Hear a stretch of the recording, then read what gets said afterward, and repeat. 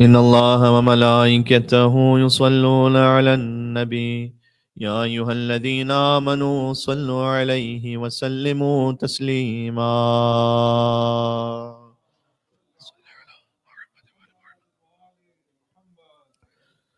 آج دعائے عدیلہ کی ہم تلاوت کریں گے۔ دعائے عدیلہ ایسی دعا ہے کہ جس میں صحیح شیعہ عقائد کا ایک مکمل بیان ہے۔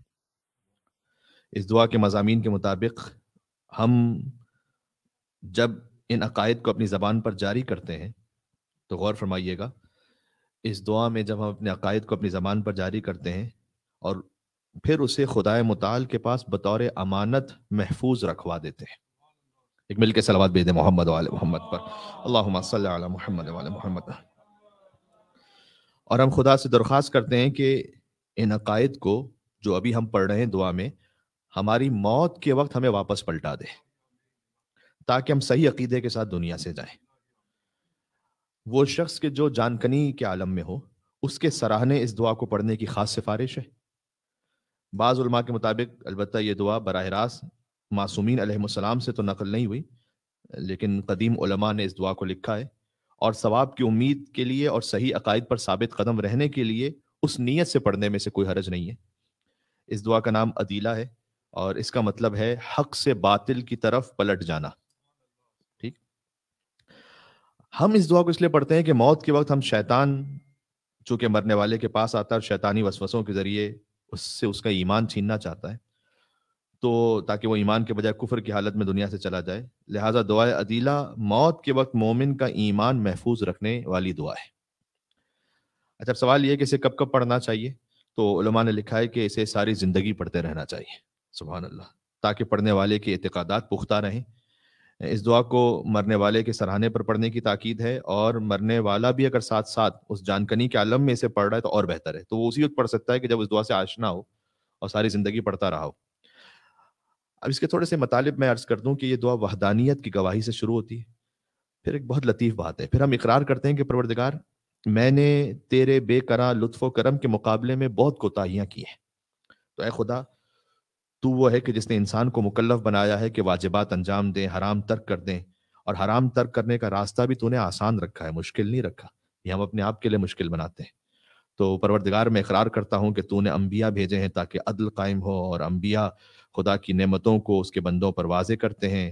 پیغمبر خاتم صلی اللہ علیہ وآلہ وسلم، ان پر نازل ہونے والی کتاب قرآن مجید، ان کے وسیع علی ابن ابی طالب علیہ السلام کی ولایت پر میں ایمان رکھتا ہوں۔ میں ان کے بعد حسن ابن علی علیہ السلام سے حضرت مہدی اجل اللہ تعالیٰ فرجہ شریف کی امامت کا قائل ہوں، وہ امام کے جن کی بدولت دنیا قائم ہے، آسمان و زمین میں جو کچھ ہے ان کے طفیل رزق کھا رہے ہیں، انہی کے ذریعے زمین پر عدل قائم ہوگا۔ ان کا کلام میرے لیے حجت ہے، یہ سب اس دعا میں ہے۔ ان کا کلام میرے لیے حجت ہے، ان کی اطاعت مجھ پر واجب ہے، ان کی مودت ضروری ہے، ان کی اطاعت نجات دہندہ ہے، ان کی مخالفت ہلاکت میں ڈال دینے والی ہے، قبر میں سوال جواب حق ہے، قبر سے دوبارہ اٹھایا جانا حق ہے۔ اور اس دعا کے آخر میں یہ اظہار کیا جاتا ہے کہ ان اعتقادات کو ہم خدا کے پاس بطور امانت رکھوا رہے ہیں، کیونکہ وہ بہترین امانت دار ہے، اور خدا سے التجا کرتے ہیں کہ وہ موت کے وقت ان اعتقادات کو صحیح انداز میں ہمیں واپس پلٹا دے تاکہ مشکل وقت میں ہم ایمان کے ساتھ دنیا سے جائیں اور شیطان کا غلبہ نہ ہو سکے۔ یہ ایک پوری دعا ہے یہ، اور میں آپ سے ریکویسٹ کروں گا کہ اسے ساتھ ساتھ ہمارے پڑھتے جائیں۔ ایک مل کے صلوات بھیج دیجیے گا محمد وعلی محمد پر، اللہم صلی علی محمد وعلی محمد۔ بسم اللہ الرحمن الرحیم۔ شہد اللہ انہ لا الہ الا ہو والملائکۃ واولو العلم قائما بالقسط لا الہ الا هو العزیز الحکیم ان الدین عند اللہ الاسلام، یقیناً دین خدا کے پاس سوائے اسلام کے اور کوئی نہیں ہے۔ وانا العبد الضعیف المذنب العاصی المحتاج الحقیر، اشہد لمنعمی وخالقی ورازقی ومکرمی کما شہد لذاته وشہدت له الملائکہ وأولو العلم من عباده بأنه لا إله إلا هو ذو النعم والإحسان والكرم والامتنان قادر الأزلي عالم أبدي حي أحدي موجود سرمدي سميع بصير مريد كاره مدرك صمدي يستحق هذه الصفات وهو على ما هو عليه في عز صفاته كان قويا قبل وجود القدرة والقوة. کتنا حسین جملہ ہے. پروردگار تو قوی تھا اس سے پہلے کہ کسی قدرت کا وجود ہوتا. تو نے قدرت کو خلق کیا, تو نے قوت کو خلق کیا. وَكَانَ عَلِيمًا قبل ایجاد العلم والعلہ, اس سے پہلے کہ علم ایجاد ہوتا اس سے پہلے تو علیم تھا.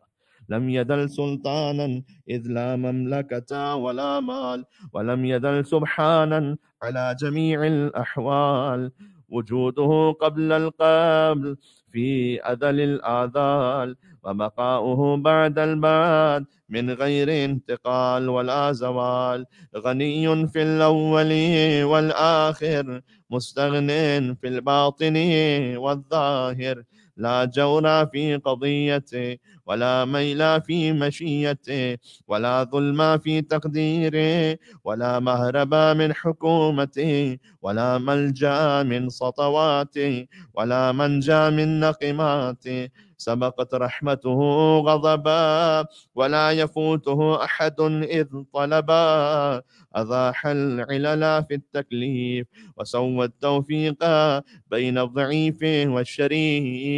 تو نے توفیق کو تقسیم کیا ہوا ضعیف اور شریف کے درمیان, یعنی تو نے سب کو توفیق اپنے اپنے اعتبار سے عطا کی ہے. مکنا اداء المأمور وسهل سبیل اجتناب المحظور لم يكلف الطاعة الا دون الوسع والطاقة. پہلے تو طاقت عطا کرتا ہے, اس کے بعد اطاعت کا حکم دیتا ہے. سبحانہ ما ابینا کرما, سبحان اللہ کہ کتنا واضح ہے تیرا کرم. وَأَعْلَى شَأْنَا سُبْحَانَهُ مَا أَجَلَّ نَيْلًا وَأَعْظَمَ إِحْسَانًا بَعَثَ الْأَنْبِيَاءَ لِيُبَيِّنَ عَدْلًا ونصب الأوصياء ليظهر طوله وفضلا وجعلنا من أمة سيد الأنبياء. اور تیرا احسان ہے کہ تو نے سید الانبیاء کی امت میں ہمیں قرار دیا ہے. مل کے صلوات بھیجیں رسول اللہ صلی اللہ علیہ وآلہ وسلم پر. اللہم صلی علی محمد وعلی محمد. اور یہ تیرا احسان ہے کہ تو نے ہمیں سید الانبیاء کے ساتھ خیر الاولیاء یعنی امیر المومنین علی بن ابی طالب علیہ السلام پر ایمان بھی عطا فرمائے. اللہم صلی علی محمد وعلی محمد. وخير الأولياء وأفضل الأصفياء وأعلى الأذكياء محمد صلى الله عليه وآله وسلم آمنا به وبما دعانا إليه وبالقرآن الذي أنزله عليه وبوصيه الذي نصبه يوم الغدير واشار الیہ بقولہ ھذا علی. رسول اللہ نے غدیر کے دن اشارہ کر کے فرمایا یہ علی ابن ابی طالب ہے. واشہد ان الائمۃ الابرار, اور میں گواہی دیتا ہوں کہ تمام ائمہ ابرار ہیں اللہ کی جانب سے. والخلفاء الاخیار بعد الرسول المختار علی قامع الکفار ومن بعده سید اولاده الحسن بن علی ثم أخوه السبت التابع لمرضات الله الحسين ثم العابد علي ثم الباقر محمد ثم الصادق جعفر ثم للكاظم موسى ثم الرضا علي ثم التقي محمد ثم النقي علي ثم الزكي العسكري الحسن ثم الحجة الخلف القائم المنتظر المهدي المرجى. مل کے صلوات بھیجیں محمد و آل محمد پر. اللہم صلی علی محمد و آل محمد. الذي ببقائه بقیت الدنیا, وہ مہدی منتظر عجل اللہ تعالی فرجہ الشریف جن سے امید لگائی جاتی ہے, جن کی وجہ سے دنیا باقی ہے اور جن کے سبب سے رزق تقسیم ہو رہا ہے. وَبِيُمْنِهِ رُزِقَ الْوَرَى وَبِوُجُودِهِ ثَبَتَتِ الْأَرْضُ وَالسَّمَاءُ وَبِهِ يَمْلَأُ اللَّهُ الْأَرْضَ قِسْطًا وَعَدْلًا, جن کے ذریعے سے اللہ اس زمین کو عدل و انصاف سے پر کر دے گا. بَعْدَمَا مُلِئَتْ ظُلْمًا وَجَوْرًا وَأَشْهَدُ أَنَّ أَقْوَالَهُمْ حُجَّةٌ, اور میں گواہی دیتا ہوں ان کے سب کے اقوال حجت ہیں.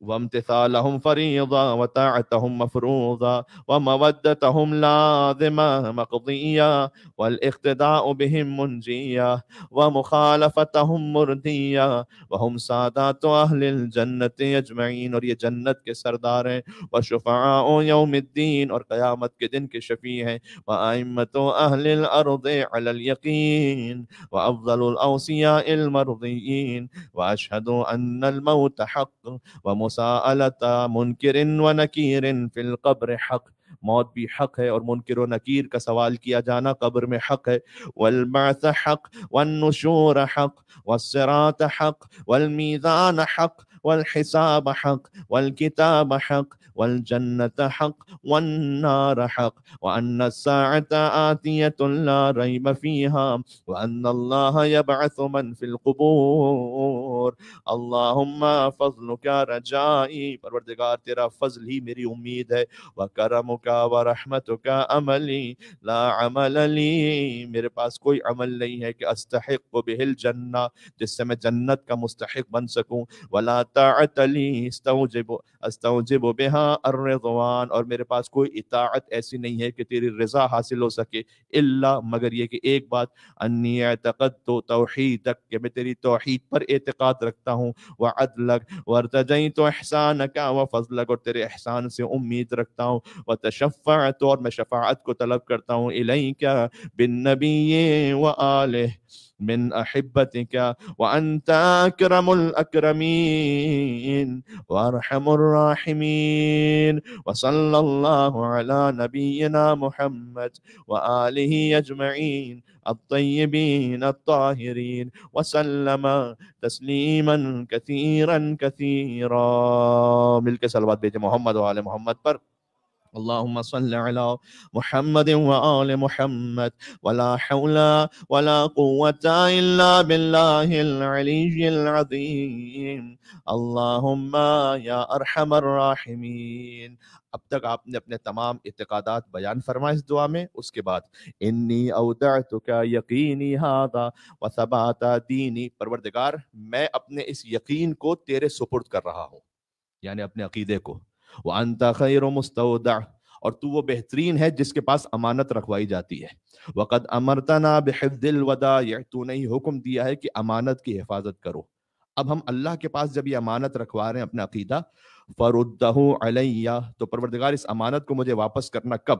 وقت حضور موتی، جب میری موت کا وقت آ جائے، تو اس عقیدے کو بطور امانت جو میں نے رکھوایا ہے، اسی عقیدے کو مجھے واپس ایسے کر دینا کہ اس عقیدے پر میری موت ہو جائے، وعند مساءلت منکر و نکیر برحمتک یا ارحم الراحمین، اللہم انی اعوذ بک من العدیلۃ عند الموت، پروردگار میں تیری پناہ مانگتا ہوں کہ موت کے وقت میں کسی گمراہی میں مبتلا ہو جاؤں، اللہم انی اعوذ بک من العدیلۃ عند الموت، اللہم یا ارحم الراحمین، اللہم صلی علی محمد وعلی محمد محمد وعلی محمد۔ کچھ دعا کے فقرے آگے بھی ہیں، آخری فقرے کچھ مل کے پڑھتے ہیں، اللہم یا ارحم الراحمین انی اودعتک یقینی ھذا وثبات دینی وانت خیر مستودع وقد امرتنا بحفظ الودائع فرده علی وقت حضور موتی، اللہم صل علی محمد وآل محمد۔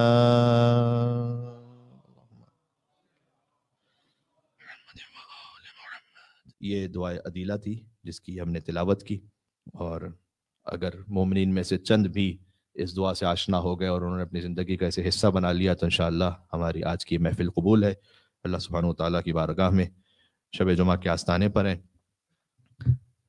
اس دعا میں آپ نے محسوس کیا کہ خدا کی وحدانیت، رسول اللہ صلی اللہ علیہ وآلہ وسلم کی رسالت اور اہل بیت علیہ السلام کی ولایت کا ذکر ہے، اور ہم انہیں شفیع بناتے ہیں اللہ کے پاس۔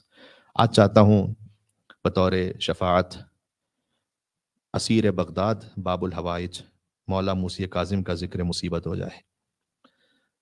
دیکھیں کربلا کے ساتھ ساتھ جو سب سے سخت مصائب ہیں اہل بیت اطہار پر، وہ امام موسی کاظم علیہ السلام کے ہیں۔ اللہ اکبر، بہت سے کاظمی، رضوی سادات، نقوی سادات یہاں تشریف فرما ہے، آپ کے جد ہیں امام موسی کاظم علیہ السلام۔ تاریخ میں ہے کہ امام موسیٰ کاظم ایسے نحیف و لاغر ہو چکے تھے کہ دور سے فقط سائے کی طرح محسوس ہوتے تھے امام. اللہ اکبر. زندان میں فرماتے تھے خلصنی یا رب، پروردگار مجھے زندان سے نجات عطا کر دے، میری موت کا سامان فراہم کر دے. جیسے مولا کی دادی فاطمہ زہرا فرماتی تھی نا، یا الہی عجل وفاتی سریعا، اے پروردگار میری وفات میں تعجیل فرما دے. ویسے امام موسیٰ کاظم زندان میں کہتے تھے پروردگار میری موت کے ذریعے سے مجھے زندان سے رہائی عطا فرما دے. امام کاظم زندان میں روزہ رکھتے تھے، تو جانتے ہیں ان کا روزہ افطار کیسے ہوتا تھا؟ دیکھیں آپ کے پاس کوئی مہمان آتا ہے جس نے روزہ رکھا ہو، تو کم از کم جو شے آپ اسے فراہم کریں گے وہ پانی اور کھجور تو ہوگا. مولا موسیٰ کاظم کا افطار تازیانوں سے ہوتا تھا.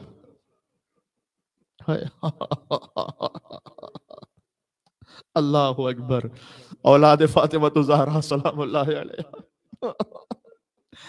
امام سارا دن روزے کے عالم میں ہوتے تھے اور افطار کے وقت تازیانے کھا کر امام کا افطار ہوتا تھا. بس میں ایک فقرہ کہنا چاہتا ہوں، اگر پہنچ جائیں تو آہ بھر کر گریہ فرمائیے گا.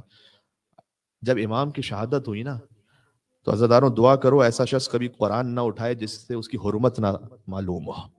ہائے ہائے، ظالموں نے اس قرآن ناطق کو بغداد کے پل پر پھینک دیا. ہائے ہائے، زنجیروں پر خون کے نشان تھے. میں کہوں گا مولا شکر ہے اس وقت آپ کی کوئی بیٹی وہاں موجود نہیں تھی. تو پہنچ گئے انہیں میرا سلام صلی اللہ علیہ ابا عبداللہ. کربلا میں ایک بچی موجود تھی جو باپ کے لاشے سے لپٹی ہوئی تھی، کہہ رہی تھی بابا آپ کا سر شمر لے کر چلا گیا بابا، میں آپ کے رخساروں کو کیسے بوسا دوں. اللہ اکبر. بعد عاشور جو سخت ترین مصائب ہے، میں نے کہا امام موسیٰ کاظم علیہ الصلوۃ والسلام کے ہیں. بغداد کے قیدی کی شہادت ہوئی 25 رجب سن 183 ہجری. دنیا سے مولا رخصت ہوئے تو مرزا دبیر سے بڑھ کر اس کیفیت کو کوئی بیان نہیں کر سکتا. کہتے ہیں مولا پہ انتہائی اسیری گزر گئی، زندان میں جوانی و پیری گزر گئی، ہے نا. اب آخری فقرہ کہتا ہوں، دیکھیں 3 باب الحوائج ہیں، یہ آپ ذہن میں رکھیے گا، جنہیں شدت تکلیف میں تڑپنے کا موقع بھی نہیں مل سکا. ایک ابو الفضل عباس ہیں باب الحوائج. یا عباس، آپ کا امامت کیا بہت بڑا مقام ہے. ابو الفضل عباس علیہ السلام، ابو الفضل عباس علیہ السلام باب الحوائج ہیں. میں نے کیا کہا؟ جنہیں شدت تکلیف میں تڑپنے کا موقع بھی نہیں مل سکا. کیوں؟ اس لیے کہ عباس کا جسم بچا ہی نہیں تھا، ٹکڑے ٹکڑے ہو گیا تھا. عباس کا لاشا روایت میں. ایک باب الحوائج ہیں حسین کے علی اصغر، باپ کی گود میں تیر لگا. تیسرے باب الحوائج ہیں امام موسیٰ کاظم علیہ السلام.